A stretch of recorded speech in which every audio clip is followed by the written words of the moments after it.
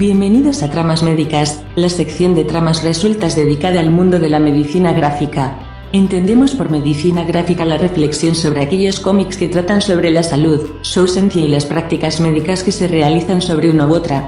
Para ello tenemos a los mandos del programa Mónica Rex y Jordi Tepardo. Muy bien, pues como dice Iva, la inteligencia venida más que presenta todos los programas de tramas resueltas, esto es una nueva sección donde hablaremos de medicina gráfica. También Iva nos ha dado una pequeña definición sobre qué es esto de la medicina gráfica, pero citemos a alguien que sabe más que ella. Una de las mayores especialistas en medicina gráfica en España es Blanca Mayor Serrano, traductora especializada en medicina y ciencias de la salud. Mayor define la medicina gráfica como un campo de estudio interdisciplinar que explora la intersección entre el medio del cómic y la representación de la vivencia de carencia de salud, la práctica asistencial y la divulgación e información médicas, así como su uso y eficacia en la educación de profesionales de la salud y en divulgación de educación en salud. Esta cita la podéis encontrar en el artículo ¿Qué es medicina gráfica?, de 2018, publicado en TVOsfera. Pero vamos a intentar desgranar todo esto, que es una definición muy compleja. Podríamos decir que la medicina gráfica tiene tres expresiones. Primero, los estudios sobre cómics que tratan sobre salud o enfermedad, o en general vivencias vinculadas al mundo sanitario. 2. El uso de cómics en la educación de profesionales sanitarios. Y 3. El uso de cómics en la divulgación y educación sobre salud en la población general. En estos programas lo que queremos es explorar sobre todo el primer eje, analizar algunos cómics que hablan sobre salud y sobre todo sobre enfermedad. Y además, al final de cada programa, propondremos una serie de ejercicios para reflexionar alrededor de cuestiones éticas que hayan salido en el cómic del cual vamos a hablar. Para llevar a cabo esta empresa tengo a mi lado a Jordi Tepardo, crítico y divulgador de cómics, con más de 10 años de experiencia a sus espaldas. Bienvenido, Jordi. Hola. Bueno, que parece aquí que ahora yo sea una entidad y la gente ya me conoce de tramas resueltas, o sea que... Bueno, sí que es cierto que estos programas vamos a intentar ser un poquito más serios que habitualmente, que somos unos absolutos payasos. Bueno, pues si nos ponemos serios, yo diré que tengo una primera pregunta inesperada, seguramente, pero es que a mí lo que me llama la atención es que ahora de pronto se están publicando muchos cómics que catalogamos o etiquetamos como medicina gráfica. Y claro, yo me pregunto dónde está el límite, porque claro, parece como que hay un boom en torno al tema y yo entiendo que hay muchos cómics que son interesantes por la manera que lo cuentan, aunque no sean profesionales médicos los que realizan la obra. Bueno, yo creo que de hecho es más interesante cuando no son profesionales médicos quien realizan los cómics, que es más interesante cuando es un profesional enfermo quien lo hace, ¿no? Y habla de su experiencia. Sí, pero por eso digo, para que lo sepan los oyentes, no estamos hablando de obras que necesariamente vayan ni enfocadas al mundo sanitario, o sea, a profesionales del medio, ni tampoco que estén realizadas por ellos, aunque también las hay. Sí, y en algún momento hablaremos de algunas, seguro. Pero no, la cuestión es que son obras de alcance popular, como la obra que tratamos hoy, pero sobre todo la obra que todo el mundo tiene en la cabeza es Arrugas de Paco Roca, ¿vale? Y simplemente es que dentro de un marco de análisis conceptual concreto se las denomina de una manera y se sacan unas conclusiones de ella dirigidas a un campo de saber, simplemente. Es una manera diferente de analizar obras que son buenas por sí mismas. Bueno, pues entonces hoy no vamos a hablar de arrugas. Hoy no vamos a hablar de arrugas porque me parecía muy pretencioso empezar con arrugas. Por eso tampoco vamos a empezar con María y yo, y tampoco vamos a empezar con las grandes obras de medicina gráfica de este país, pero sí con uno de los grandes autores de medicina gráfica de este país. Aunque quizá él no fuera consciente de ello. No lo sé, no lo sabemos.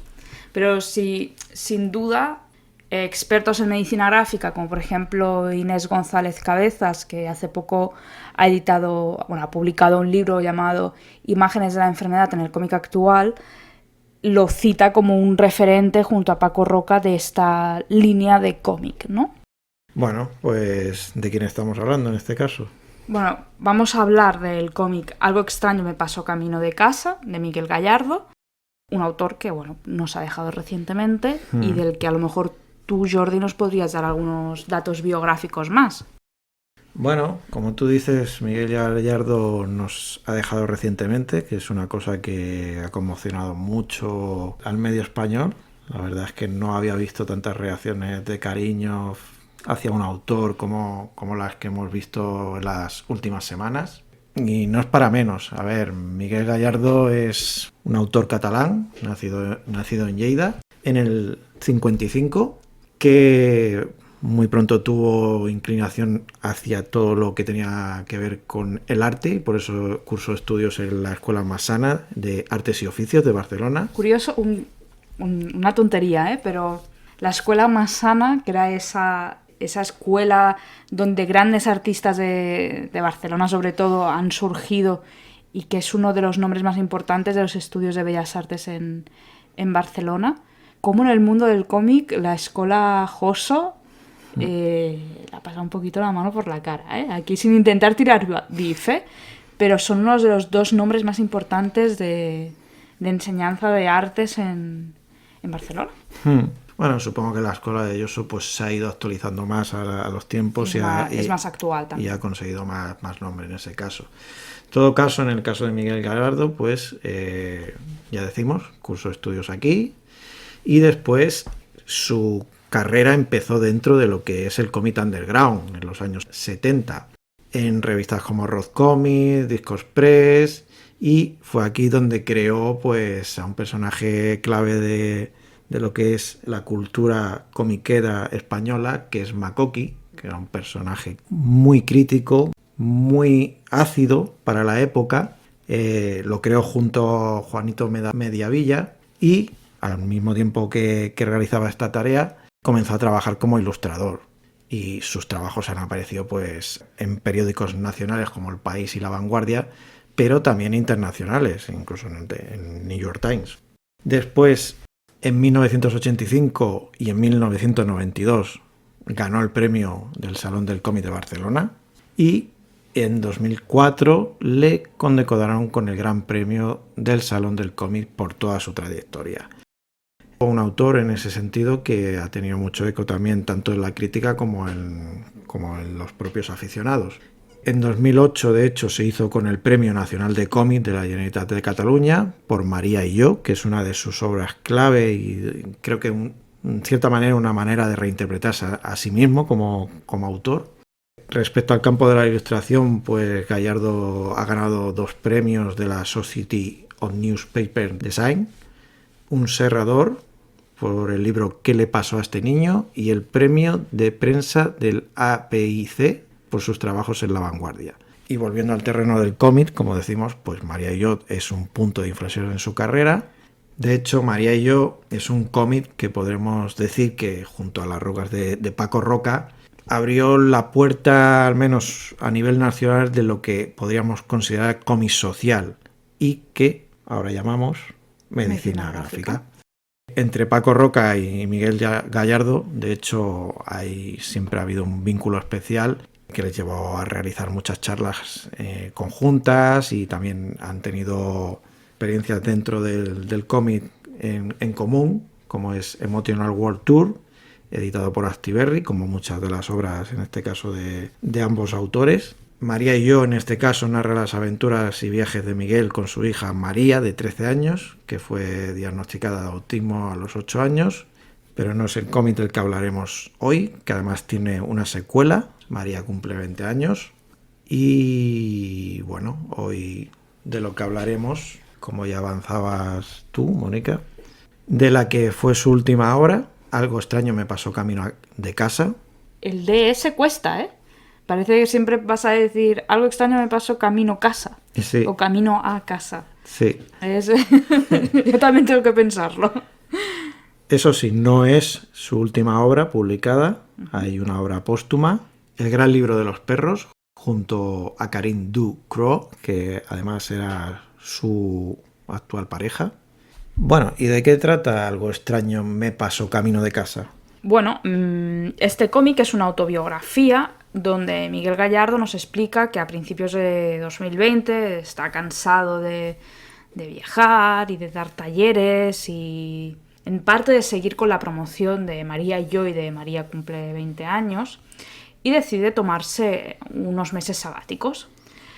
Sin embargo, al parar su actividad profesional, por decirlo de alguna manera, empieza a sentir ciertos dolores, a no encontrarse del todo bien. Y bueno, un día entra al hospital y acaban extirpándole un tumor de 4 centímetros de la cabeza. Acaba con 45 grapas y el pelo a lo punk, como dice él en la sinopsis del cómic. Y no solamente eso, sino que cuando sale está en medio de una pandemia mundial que cambia absolutamente nuestra manera de relacionarnos con el entorno. Miguel Gallardo explica que es la necesidad de contar lo que está pasando para entenderlo él mismo y después para explicarle a los demás qué es lo que le está pasando, lo que hace que se ponga a escribir Algo extraño me pasó camino de casa. Y bueno, así por dar unos datos más técnicos, esto es un volumen único, cartoné, 80 páginas a color, publicado en noviembre del 2020, a finales de cuando pasó todo, y la edición cae ya en manos de Z como Sanz y Astiberri Ediciones. Sí, que es un poco... Gallardo tiene varios cuadernos de viaje entre sus obras, es muy aficionado a ellos, y en realidad esto es casi un cuaderno de viaje, pero al interior de la mente de Gallardo y cómo él afronta este problema con el que se encontró en un momento dado de su vida. Uh-huh. Muy bien, pues a ver, la primera manera de abordar este cómic debería ser ¿qué te ha parecido? ¿No? Empezar por lo básico, ¿te ha gustado o no te ha gustado? Hombre, es una propuesta muy arriesgada. Uh-huh. Obviamente, si te has leído María y yo, y María cumple 20 años, son propuestas que van en una línea parecida. Tienen un enfoque en los tres casos, en el díptico, en este caso dedicado a María, y en este que está centrado en la propia figura de Gallardo. El enfoque es lo que lo hace interesante, uh-huh, porque va incluso en contra un poco de la misma esencia de cómo entendemos muchas veces un cómic, como una historia con un principio, un desarrollo, un final, etcétera. Gallardo dinamita un poco eso, no nos va dando toda la información de golpe, nos va llevando un poco adelante, un poco atrás, hay muchos recursos gráficos, hay muchos homenajes dentro de esta historia, pese al dramatismo que trata, al cómic en sí, uh-huh, porque es algo que él pues lleva dentro, y es una obra que se nota que es básicamente una necesidad, uh-huh, que no está concebida con el ánimo de querer demostrarnos nada, sino para sincerarse con nosotros. Y es para mí lo que le da principalmente un gran valor, porque los que no hemos pasado por una experiencia así, pero a lo mejor sí que hemos tenido un familiar que sí ha tenido un cáncer o ha tenido alguna dolencia, podemos empatizar obviamente muy rápidamente con lo que Gallardo nos está contando, pero la forma en que lo hace solo lo puede hacer un autor de cómic. Uh-huh. Y para mí es una obra que es muy divertida, uh-huh, pese a lo que está narrando, que Gallardo te abriga con su forma de ver el mundo y entonces conectas muy rápidamente. Tiene también guiños a su obra anterior. De cierta manera, notas que yo creo que es casi lo que más te carga. Yo ahora cuando lo he leído por segunda vez, cuando leí por primera vez esta obra, pues claro, las sensaciones fueron unas, pero cuando lo leí por segunda vez, que Gallardo ya no estaba con nosotros, pues se siente un poco a despedida. Incluso él lo dice. Sí, incluso las páginas finales, ¿no? Cuando sí, la última viñeta sobre una esquela.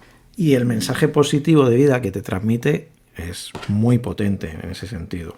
Después es cierto que hace un retrato sobre todo pues de su paso por los hospitales, medicinas, médicos, tratamientos, horas de quimioterapia, radioterapia, cosas que todos conocemos, pero que... Sí, pero a mí, por ejemplo, lo que me gusta mucho de este cómic es que todo eso te lo cita pero no te lo representa.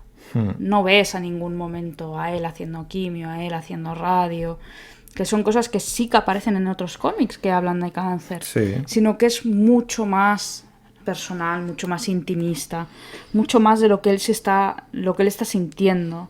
Sí. Como él siente que su cabeza se desprende de él en todas esas imágenes donde su cabeza es un globo, ¿no? Para mí es como transmite muchísimo gráficamente las sensaciones y las cosas que tiene que decir. A veces las dice incluso pasando por encima. Sí, no. Y yo creo que además retrata muy bien, por ejemplo, la propia confusión que puede generarte la enfermedad en este caso. Y lo hace de una manera que obviamente es una obra que no es a nivel formal, no es una obra que te encuentres pues una página de 3 por 4 viñetas. No, claro. No es ese estilo. Es muy cambiante, es muy un poco lo que siento al día a día. Es notas que iba tomando él de vez en cuando podía, cuando se sentía con ánimos, Sí. cuando... Se siente realmente como un diario de esbozos, ¿no? Como lo que él explica que es en realidad. Sí, un diario de esbozos, un viaje. Sí. Lo que pasa es que es un viaje pues adentro de su mente y a un intento de comprender. Hay punto existencial en todo esto que obviamente no tiene respuesta, pero que el autor pues tiene que hacérselo porque todos nos lo plantearíamos en este caso. Pero ya digo, desde un punto de vista que elude el dramatismo. El dramatismo por el dramatismo. Bueno, él mismo lo dice, ¿no? En algún momento, lo de que para él este cómic es como explicar lo que es viajar a la luna sin casco y luego volver sin mapas ni guías, pero sin melodramas. Yo creo que una viñeta que resume muy bien este cómic es cuando dice: cáncer es una de las peores palabras del siglo XX y XXI, y esto ha sido así hasta la aparición de otra palabra con C, coronavirus. Aún no habíamos hablado de esa segunda parte donde se habla del coronavirus. Claro, es que una cosa es que te detecten un cáncer, que te operen, que te abran la cabeza, como él explica en el cómic. Sí, porque no usa eufemismos, él es muy claro. No. Y cuando habla de medicina en sí, de hospitales, de tratamientos, habla muy llanamente para que todos lo entendamos a lo que se está refiriendo. Claro, aparte de eso, tuvo que lidiar con esto durante la pandemia, porque cuando él entró al hospital estábamos en la previa, por decirlo de alguna manera, y cuando salió ya se encontró todo el meollo de los geles hidroalcohólicos y las mascarillas, que eso lo hemos vivido todos. Sí, pero se vive diferente, ¿no? Es lo que él transmite en el fondo, es eso. Retrata muy bien esos primeros momentos de cuando la policía te podía parar para preguntarte dónde ibas, cuando si tenías perro y lo podías sacar eras un poquito aventajado. Todas esas pequeñas miserias de aquellos meses las retrata con mucha acidez, en realidad. Sí, no, es que en parte, bueno, creo que lo menciona en un momento del cómic, es como levantarte de una peli de zombies, ¿sabes? O sea, la típica escena con la que comienza, por ejemplo, The Walking Dead o 28 días después, con el personaje que ha estado en coma durante X tiempo, se levanta y de pronto ve que el mundo que él conocía se ha ido a la mierda. Pues Gallardo aquí tenía esa sensación de me he levantado y estoy dentro de una película de zombies, solo que en este caso pues son de gente que padece el coronavirus. Sí, y una cosa que él no habla en el cómic, pero que en el contexto tuvo que ser difícil, es saber que hay un montón de gente muriendo, porque en aquel momento moría muchísima gente todos los días, y tú estar en una situación donde obviamente la muerte está ahí. Porque en aquel momento todos teníamos un poquito de miedo de cogerlo y morirnos. Bueno, y siquiera de tener que pisar un hospital, porque sabíamos que los servicios estaban saturados, no sabíamos cómo eso podía influenciar, el hecho de también tener que entrar y no poder tener contacto con tus seres queridos, etcétera, que es algo pues que para mucha gente ha sido lo más duro. Y es algo que también retrata Gallardo, la soledad cuando estaba en la habitación. Sí, es tanto una historia que te permite conectar interiormente con el autor como externamente, por decirlo de alguna manera, porque también te cuenta una vivencia que todos hemos compartido. Claro. En ese sentido es un poco esa segunda parte, pues nos puede recordar al Conviviendo 19 días de David Ramírez, que sí se centra totalmente en el tema del coronavirus y que supongo que por aquí en algún momento llegaremos a hablar también de él. Digamos que está en la estantería de cómics de medicina gráfica de los que en algún momento vamos a hablar. La idea de estos programas es que no sean muy largos, ¿eh, Jordi? Yo creo que hemos hablado bastante del autor, de la obra. Hemos hablado tanto del guión como de la parte narrativa, de la parte gráfica. ¿Quieres añadir algo? No, creo que a nivel de obra, de lo que podemos comentar llanamente como lectores, esas son mis impresiones generales. Es una obra que además, pues como digo, es muy sentimental en el sentido bueno de la palabra en este caso, porque nos recuerda a Miguel Gallardo y nos recuerda su mejor versión. Que como muchos decían, creo que era David Rubin en este caso, que envidiaba en parte a Gallardo porque era un autor que solo creaba una obra cuando sentía que tenía algo que decir, que no era como el resto de autores que vivían de ello. Para él, aunque Gallardo viviese de ello en parte, Claro. Para él era más importante el tener algo que decir que el decir algo por decirlo. Pues eso es muy bonito. Y con esa reflexión cambiamos de subsección. Bien, en este último bloque de tramas médicas vamos a recuperar el concepto de medicina gráfica que hablábamos al principio, hace ya no llega a media hora, y vamos a proponer 3 ejercicios. La idea es elegir 3 viñetas o escenas, en este caso van a ser viñetas básicamente, y reflexionar sobre ellas. Es un ejercicio sencillo, pero que nos ayudará a sacar temas de bioética a la luz de forma natural y divertida. Y hacer propiamente medicina gráfica, que es reflexionar gracias a un cómic acerca de cosas. Aquí la primera pregunta. Has dicho bioética. Y yo creo que pues muchos oyentes puede que se pregunten qué es eso o cómo tenemos que entenderlo en este contexto. Mi idea en este primer programa no es empezar a hablar de bioética. Quiero simplemente hablar de medicina gráfica para que se entienda bien lo que es la sección, pero mi objetivo a medio-largo plazo es sobre todo hablar de bioética. ¿Qué es la bioética? Yo tengo formación en filosofía, por lo tanto, cuando haga definiciones voy a ser absolutamente pedante y voy a ser absolutamente como Jack el Destripador, voy a ir muy por partes. Así que lo primero es que bioética es la conjunción de bio y ética. Quiere decir que es aquella ética que reflexiona acerca de las cuestiones que tienen que ver con la biología. Y en concreto, cuando hablamos de bioética, hablamos de éticas aplicadas a la medicina, sobre todo, principalmente. Aunque también hay, por ejemplo, todo lo que tiene que ver con derechos de los animales, también se incluye dentro de bioética. Pero nos quedaremos con la acepción de ética aplicada a la medicina. Entonces, la siguiente pregunta es, ¿qué es ética? Ética es sinónimo de filosofía moral, ¿vale? ¿Y qué quiere decir filosofía moral? La filosofía moral es aquella rama de la filosofía que analiza o reflexiona acerca de la moral. Por lo tanto, ética no es lo mismo que moral, porque ética es filosofía moral, por lo tanto, ética es la reflexión acerca de las moralidades. ¿Vale? ¿Esto qué quiere decir, básicamente? Bueno, pues que hay muchas escuelas de bioética y de ética y por lo tanto hay muchas maneras de definir qué es exactamente la ética o filosofía moral. Pero básicamente lo que podemos decir es que es un ejercicio de entender los actos de las personas de manera objetiva, en el sentido de intentando dejar tu moralidad a un lado para entender la moralidad del problema.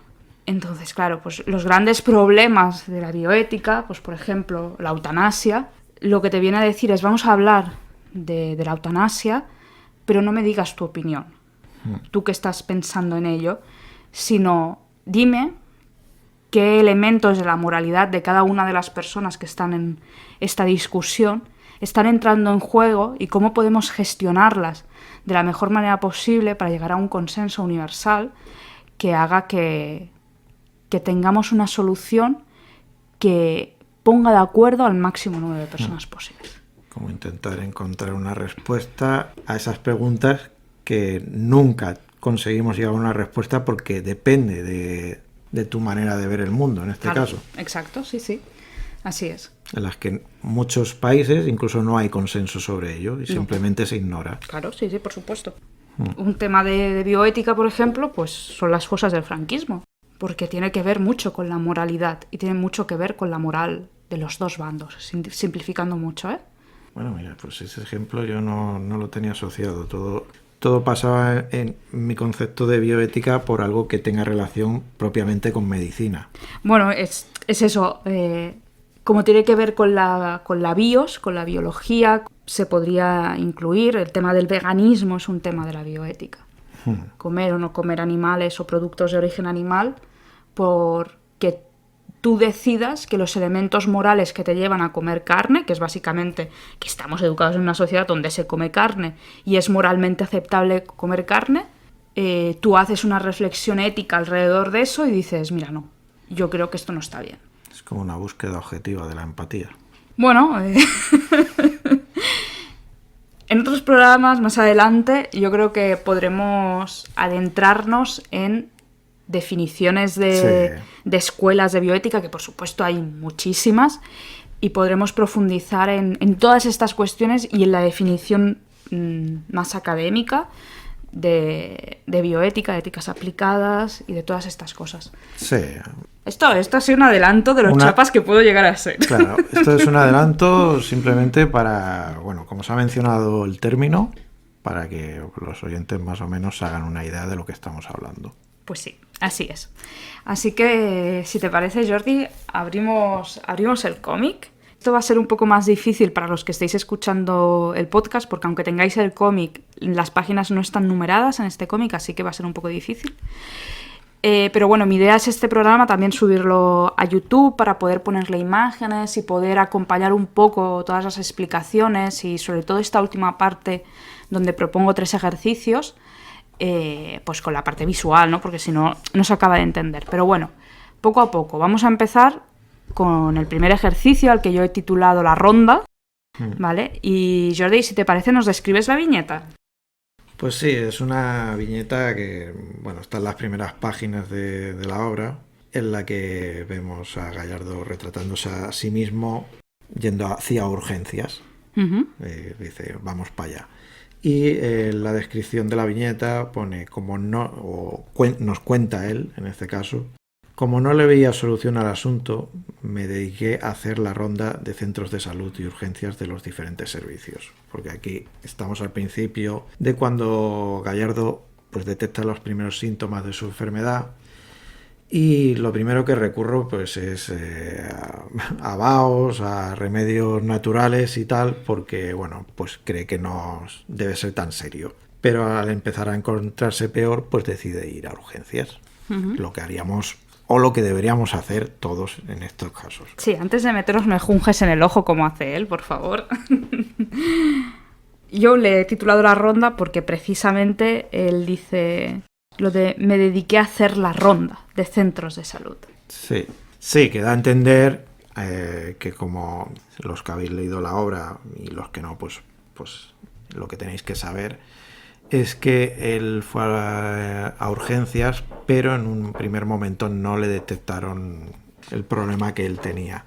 Así que tuvo que volver otras veces hasta que pues le hicieron las pruebas correctas y el diagnóstico correcto y entonces ya pues le detectaron ese cáncer o ese tumor en la cabeza que él llama cariñosamente boniato.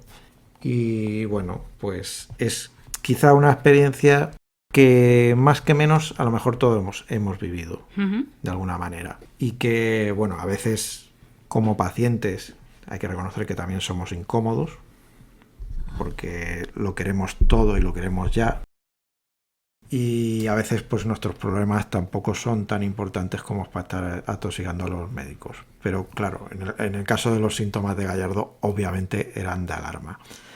Bueno, yo recuerdo sí alguna situación así, pues tener alguna dolencia y tener que ir 2 y 3 veces al médico porque simplemente no encontraban la tecla. ¿No encontraban la tecla o no te hacían caso? Porque a mí esto es lo que me preocupa. Bueno, a ver, yo no puedo hablar de que no me hiciesen caso. Yo más, a veces la sensación que he tenido cuando voy a un médico es que dan por sentado muy rápidamente lo que tienes. A veces no te hacen ni una prueba, ni siquiera te ocultan, ni nada de eso. Simplemente a primera vista ya es como, no, si yo llevo en esto 40 años, yo sé de sobra que eso es un resfriado. Vale. Entonces, hay como una cierta prepotencia en ese sentido, quizá por parte de algunos profesionales, obviamente Vale. no todos. Y eso es lo que a mí me interesa en esta sección, ¿vale? Esto es lo que a mí me interesa, porque alguien tiene que decirnos qué es lo que hacemos mal, porque lo que hacemos bien lo tenemos muy claro, ¿vale? Y no puede ser que alguien esté en una consulta y sienta eso. Eso es muy feo, eso no hay que transmitir eso. Hay veces que sabes lo que tiene la persona casi viéndola entrar por la puerta. Hay otras veces que no. Y a veces no solamente saber qué tiene, sino saber cómo curarlo. Sí. Porque las expectativas del paciente cuando entra por la puerta es que tú le des una solución y lo cures. Y a veces no puedes. Y yo creo que a veces que el gran reto de la medicina y de los médicos es ser sinceros. Y decirle a esa persona, pues mire, yo no sé qué tiene o yo no sé cómo curarle. Y eso es algo que en realidad le pasa a él cuando va a hacer la ronda o que nos pasa a todos cuando tenemos que hacer la ronda. Síntomas de alarma. ¿Vale? Una cosa es tener un malestar que no está bien definido y te duele la barriga. Dolerte la barriga es cualquier cosa. Cualquier cosa puede hacer que te duela la barriga. Absolutamente cualquier cosa. Los gases mismos. Los gases. Y por eso nadie iría a urgencias. No, si supiera a priori que son gases. Y el que tiene y nos esté escuchando y tenga problemas de gases sabe que pueden ser muy dolorosos. ¿Estamos empatizando con alguien, Jordi? Pero en el caso de Gallardo, a mí lo que me gusta y que retrata muy bien es que él al principio tiene un síntoma muy inespecífico. Le duele la cabeza y le duele un ojo. Eso por definición es una migraña. Sí. Pero no solamente tiene eso. Y en el cómic él lo explica. Dice, pero luego me empezó a pasar, me desviaba, cuando iba a poner el agua en el vaso, en vez de en el vaso, lo ponía en el plato. Había una serie de cosas que te están diciendo que la coordinación, los movimientos finos, el equilibrio, están afectados. Y eso son síntomas neurológicos que hay que preocuparnos. Sí, lo que pasa es que esos son los síntomas que a él le llevan después otra vez. Exacto. Y son los síntomas que a todo el mundo nos dicen, uy, aquí está pasando algo. Claro, cuando eso ya lo ve un profesional, obviamente, bueno, yo creo que no hace falta ya ni ser profesional para detectar que algo va mal. Pero claro, es lo que tú dices, a priori los síntomas por los que va son como muy inespecíficos o muy leves. Y a veces el problema es arrancarle la información al paciente, ¿no? Porque si una persona llega y dice, no, es que me duele la cabeza, y lo único que te dice es eso... Bueno, o las típicas preguntas que te hace un médico en este caso, de cómo describiría el dolor, o del 1 al no sé cuántos, Claro. ¿Qué dolor siente? Y son preguntas, para el paciente son incómodas. Porque es muy difícil. Porque según el dolor que tengas, ¿yo cómo te lo describo? Pues que no lo sé. Yo sé que me duele aquí, puedo describirte si es intermitente, no es intermitente, si es más o menos, no sé. ¿Punzante? ¿Opresivo? Claro, pero a veces tú mismo no tienes... Claro, cómo es el dolor. Claro, porque tú puedes saber lo que significa la palabra profundidad. Pero a la hora de aplicarlo a un contexto médico y describir un dolor, pues no es tan fácil. ¿Has pensado alguna vez El típico dolor, cambiando de tema, bueno, saltando un poco, el típico dolor de infarto, ¿no? Que dicen que es un dolor opresivo en el pecho. Sí. ¿Te das cuenta de que casi ningún médico que haga esa pregunta lo ha sentido nunca? Bueno, alguno habrá, digo yo. Hombre, alguno habrá. Médicos que se han infartado seguro que hay. Sí. Pero la gran mayoría nunca lo han sentido. Te están pidiendo que definas con palabras clave dolores que ellos nunca han tenido. Ya. Y es simplemente una cuestión que se nos enseña, que los pacientes habitualmente explican que es como un peso, que es un dolor opresivo, que no te deja respirar, pero al final es un libro. Tú lo que tienes es una persona que te está diciendo algo. Y eso es el choque entre la teoría y la práctica, ¿no? Es que depende de muchas cosas. Es como lo que te digo del grado de dolor. Bueno, pues el grado de dolor, ¿comparado con qué? Y además yo te puedo decir, es un poco como concibes tú a ti mismo y el propio dolor que tienes. Quiero decir, que tú puedes ir al médico y decirle, bueno, pues a ver, si me dices del 1 al 5, pues a lo mejor un 2, pero porque yo considero que es un dolor que puedo soportar, pero a lo mejor no es un dolor que yo debería estar soportando, y por lo tanto tendría que decir un 3, no lo sé, ¿sabes? Entonces, son preguntas incómodas, como digo, de cara al paciente, porque nunca sabes cómo responderlas bien. Y siempre sientes la tensión de que si no la estás respondiendo bien, quizás no le estás dando la información al médico que necesita.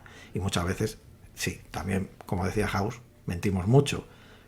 Pero a veces mentimos porque no sabemos decir la verdad. A veces por eso y otras veces porque nos sentimos incómodos al hablar de ciertas cosas. Pues no sé. Pues a lo mejor si va alguien con un desgarro anal, porque se ha metido alguna cosa que no debería, pues va a ignorar el hecho de que ha hecho eso y dirá, bueno, es que no sé qué ha pasado. No sé, bueno, eso yo no lo he visto nunca aún en mi práctica clínica, pero dicen que es lo habitual, que nunca nadie sabe cómo eso ha llegado ahí. Bueno, me parece muy interesante, han salido temas muy interesantes. Creo que uno de los temas más interesantes que han salido es lo que acabas de decir, no lo del desgarro anal, sino lo anterior. El tema de tener la sensación de que no estás contestando bien las preguntas, ¿vale? Yo creo que una reflexión bioética que nos podríamos llevar de este primer ejercicio es empezar un interrogatorio, empezar una anamnesis, diciéndole al paciente que no hay respuestas correctas ni incorrectas, que lo único que quieres saber es qué está pasando y que se sienta en confianza de explicarlo lo mejor que pueda. Me parece una buena técnica. Sí, a ver, lo que pasa es que tú también, si eres una persona medianamente razonable, si entiendes la medicina como un oficio más, en este caso, pues sabes que además tenéis un tiempo limitado supuestamente para tratar a cada paciente, que tú no eres el único que está allí, quizá por algo más o menos importante, es una cuestión médica, a veces no va a marcar tu vida en un futuro, pero en ese momento pues es algo que empeora tu calidad de vida. Claro, pero no implica nada en un futuro, o sí, claro. Depende de si contestas bien la pregunta, ¿vale? Siguiendo la lógica. Por lo tanto, no sabía que... La gracia de estos ejercicios es que no sabes hacia dónde vas a llegar. Mi propuesta es que estos ejercicios no os quedéis simplemente con escuchar nuestra versión, sino que los apliquéis, que os los apliquéis a vosotros o a familiares, amigos, parejas, y que veáis por dónde os llevan las respuestas, porque yo no me esperaba que fueran hacia aquí. Y creo que ha quedado una reflexión muy chula. Así que si te parece, vamos con el segundo ejercicio. A este lo he titulado La soledad del paciente, y es precisamente una viñeta que hace homenaje a Paco Roca. Así que, ¿nos la describes? Sí, al menos eso parece, porque tenemos aquí a Miguel Gallardo, vestido en pijama, azul, además. Nos remite, obviamente, al hombre en pijama de Paco Roca. El personaje está, supuestamente, dentro de su propia mente. De hecho, Gallardo dice con mucha sorna que en mi cabeza siempre voy en pijama, es como estar en casa. De fondo, en esta viñeta, que ocupa toda la página, en realidad, pues vemos distintas puertas que corresponden a distintos departamentos de su propia cabeza. Vemos un montón de material tirado por el suelo, etcétera, etcétera. Y arriba nos cuenta, al final respuestas no encontré, así que me dediqué a pasear por ella, abriendo y cerrando puertas, armarios, cajones, registrando estanterías, abriendo cajas precintadas de hacía tiempo que solo tenían CDs de los años 80. Como decimos, es una imagen simbólica, pues o metafórica en este caso de la mente de Gallardo. Bueno, aquí tenemos a Gallardo pues reflexionando sobre lo que le está pasando, intentar encontrar la explicación a por qué a él, que es una cuestión pues que enfermedades como el cáncer, enfermedades que realmente concebimos como mortales y que nos dan miedo simplemente el escuchar de ellas, en la mayoría de casos, por mucho que haya una detección precoz, un tratamiento, no va a dejar de repercutir en la calidad de tu vida. Entonces son todos miedos que Gallardo acaba convirtiendo en existenciales y que seguramente nos abordarían a todos, pero claro, en esto no hay una respuesta propiamente, es más una tortura que nos infligimos a nosotros para intentar no perder la cabeza, literalmente en este caso. Bueno, por recapitular, que esta viñeta la has tirado para adelante con la reflexión ya. Él está en el hospital después de haberse operado, está solo y está en su mundo, ¿no? Y se da a entender que tiene miedos, que tiene preguntas, que está recorriendo un camino interior que no siempre es agradable porque te enfrenta a tus miedos y a tus inseguridades, ¿no? Entonces... Y como has abordado tu vida hasta ese momento, que no siempre es justo, pero es una reflexión que te haces, es en plan, tendría que haber hecho esto, no tendría que haber hecho esto. Obviamente después cuando Gallardo sale del hospital, pues le dan unas normas a seguir, obviamente, aparte del tratamiento, que limite el azúcar, que el alcohol, etcétera, etcétera, etcétera. Vale, pero seguimos en su cabeza, ¿vale? Me parece interesante creo que es una cosa que no se refleja muchas veces, que es ese momento de intimidad contigo mismo en el que tienes que asumir lo que está pasando, y él lo hace de una manera muy divertida, prácticamente. Y a mí lo que me escama, o lo que te quiero proponer, es como en ese momento tú te acabas de convertir en una persona vulnerable. Da igual que tú seas una persona de 50, 60 años, con su vida más o menos organizada, con su cabeza bien amueblada, con un proyecto vital que te ha satisfacido en cierta medida lo suficiente como para ser feliz. En ese momento tú eres vulnerable, ¿no? Pero estás en un lugar hostil. El hospital es un lugar hostil para todo el mundo, estés trabajando o estés de paciente. Entonces, ¿qué podemos hacer desde la bata blanca, que eso incluye a todos los profesionales de la salud, para ayudar en ese momento de vulnerabilidad? En el caso de Gallardo, bueno, está pasando en el retrato de esa viñeta por después de la cirugía, y sigue en el hospital.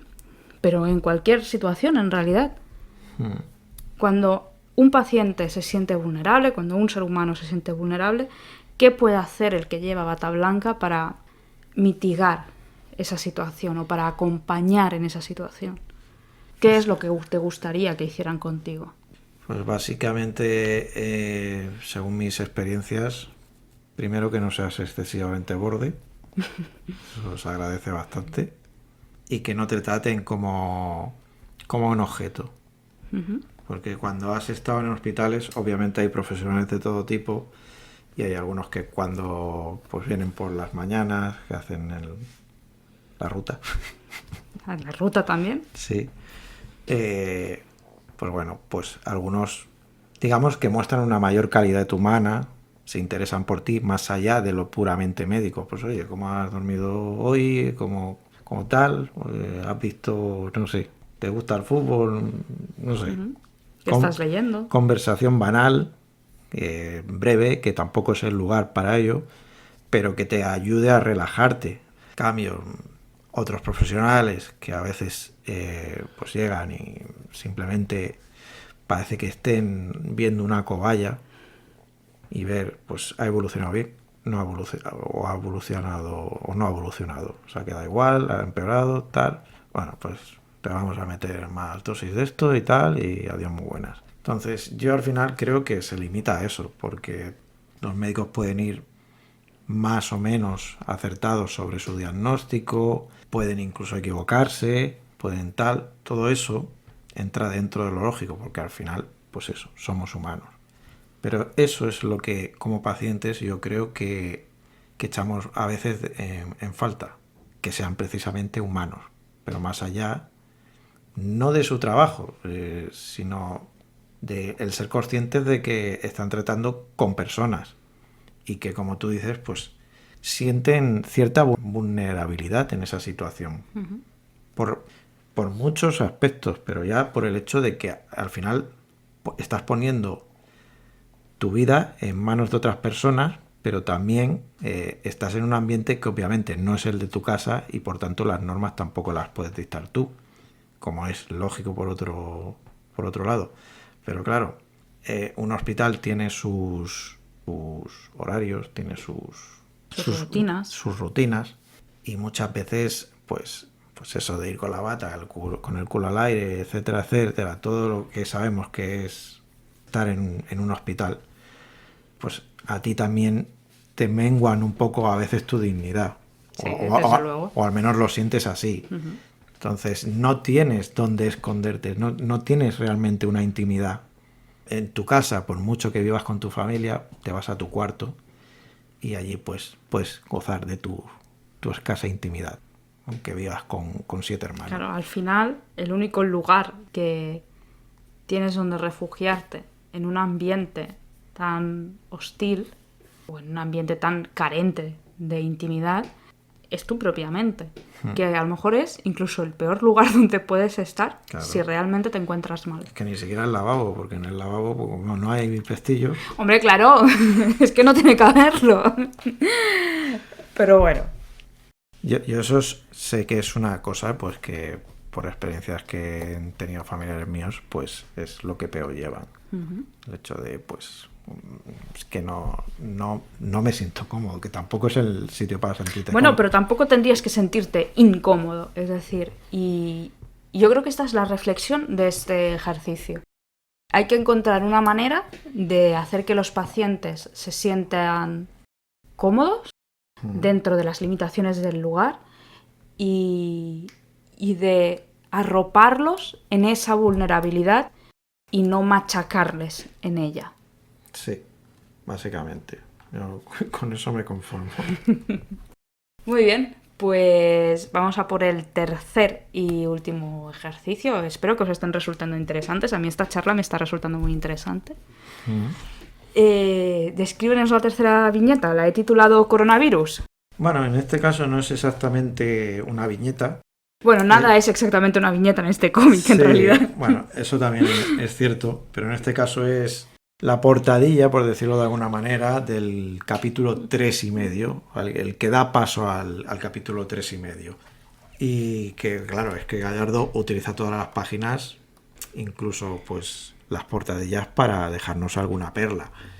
Y aquí pues tiene un texto que dice: oye, que mirándolo todo en retrospectiva, he tenido una suerte del carajo haciendo honor a la divisa del escudo de los Gallardo. Poca cabeza, mucha suerte. Unos pocos días más tarde y mi operación hubiera caído en pleno confinamiento o ni siquiera me habrían podido hacer las pruebas que llevaron al diagnóstico.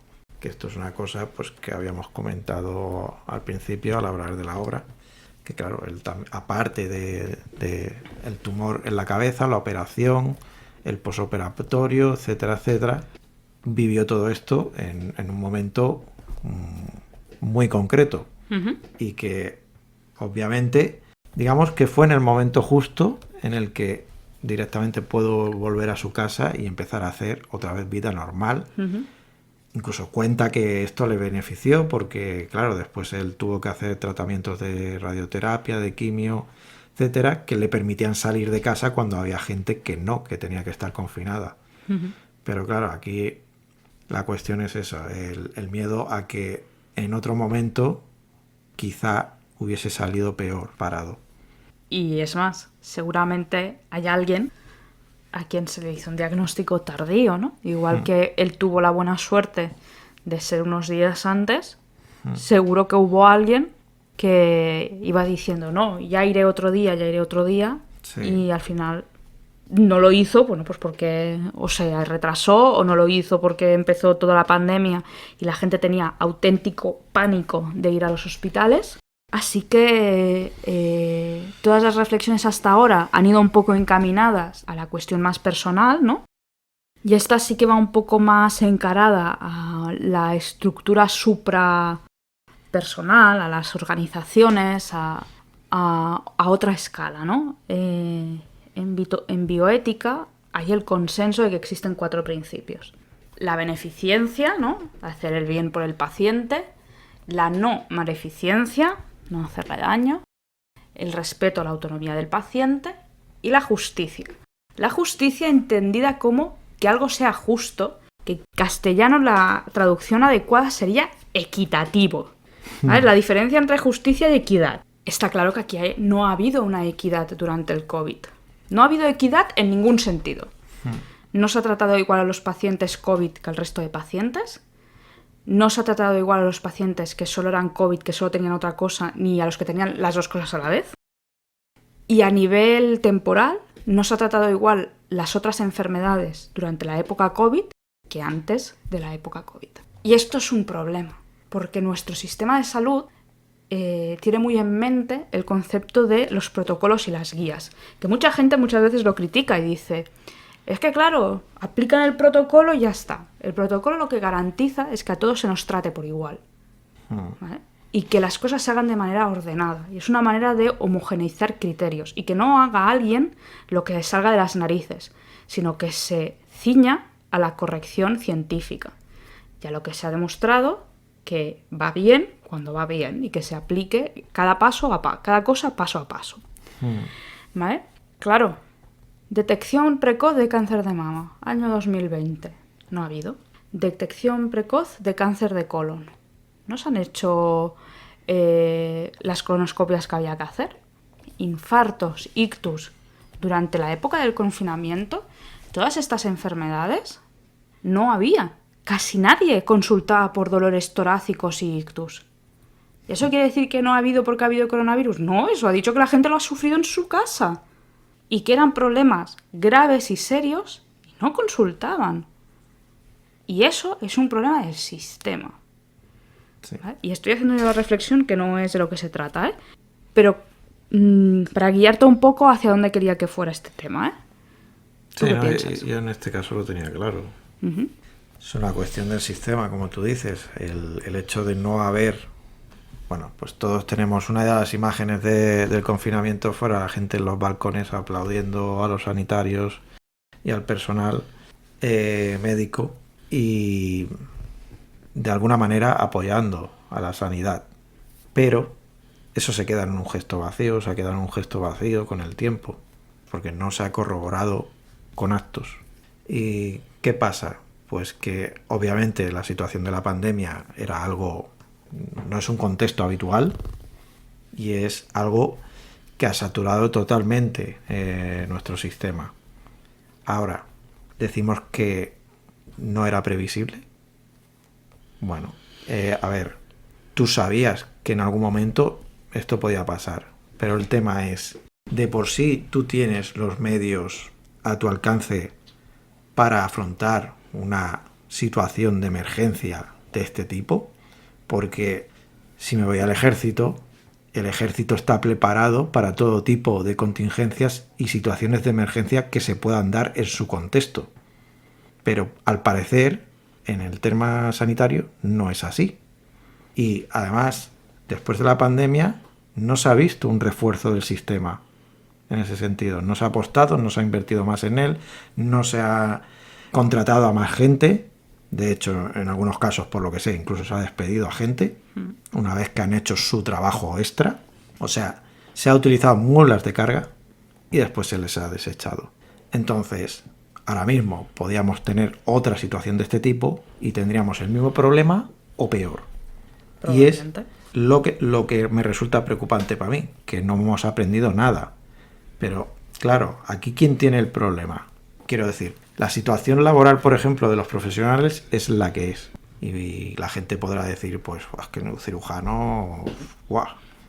Pero pongamos que el cirujano es la estrella del equipo. No es la situación, por ejemplo, de los residentes de medicina ni de otro tipo de personal médico. Y esas situaciones no han variado, no se han mejorado después de la pandemia, ni durante la pandemia, obviamente. Y no tienen visos de que vaya a haber cambios en ese sentido. O sea, seguimos en el mismo punto en el que estábamos. Y a mí eso es lo que me resulta preocupante. O sea, tanto apoyo que teníamos o tanta confianza que teníamos en el sistema médico, pero nadie está haciendo nada, ni la gente, ni los ciudadanos, porque una vez que ya pasa... ¿Es su responsabilidad? No es su responsabilidad, pero una vez que ha pasado nos olvidamos. Y de hecho, ahora que a lo mejor, por ejemplo, el personal médico sí que se manifiesta por el tratamiento que tienen en ciertos centros, pues la gente no les acompaña como cuando estaban en su casa. Ya. Y, obviamente, pues ya es una cuestión política en la que los gobiernos pues han hecho mutis por el foro. Una vez han puesto la responsabilidad en la sanidad, en el caso de la pandemia, también en otros colectivos que han salido igualmente tal como entraron, quiero decir, por ejemplo, porque aquí también podíamos hablar de cajeros y de otros servicios esenciales que las han pasado auténticamente putas durante la pandemia y ahora ya, como hemos vuelto a la normalidad, pues aquí no ha pasado nada. Bueno, es el problema de volver a la normalidad, que se vuelve a tolerar cosas que durante 2 meses parecían inconcebibles. Hay una cosa que siempre se dice y que he visto desde dentro es verdad, y es que el sistema sanitario aguanta porque lo sostienen sus trabajadores y porque sus trabajadores no permitirán que caiga. Y porque los tienen secuestrados, en cierta manera. Ya, bueno, pero eso creo que es culpa del capitalismo. No, pero quiero decir, tampoco es, por ejemplo, los profesionales que están en urgencias no tienen derecho a huelga. Bueno, porque el servicio mínimo es el 100% de la plantilla. Entonces, claro, ¿tú cómo vas a defender tus derechos? ¿Qué otras alternativas tienes? ¿Enviar cartas, el tal? Pues eso es fácil de ignorarlo. Bueno, enviar palomas mensajeras para que se caguen en... Tampoco digo que haya que dejar morir a la gente. No. Por eso me refiero a que estáis en una tenéis un empleo incómodo. Sí, mucho. Es como los bomberos o la policía. Creo yo. Porque no podéis renunciar a vuestro trabajo y defender vuestras condiciones es también muy difícil.